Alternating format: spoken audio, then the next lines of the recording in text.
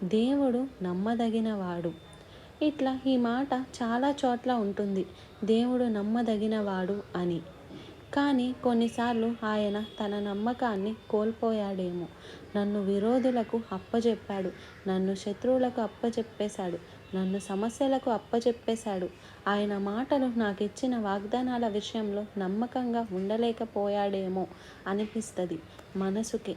అంటే మామూలుగా ఉన్నప్పుడు భక్తి మాటలు బాగానే ఉంటాయి, కానీ గాయాలు తగిలినప్పుడు అది అనుభవించిన వాళ్ళకి అర్థమవుతుంది, పొట్టోళ్ళకి అర్థం కాదు. ఓవర్ కాన్ఫిడెన్స్ కొంతమందికి. ప్రభువా, వీళ్ళందరూ నిన్ను వదిలిపెట్టి వెళ్ళిపోతే నేను నీ కోసం ప్రాణం ఇస్తా అన్నాడు పేతురు.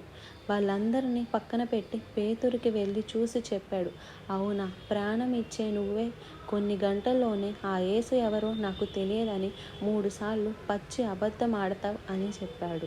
అన్నంత పని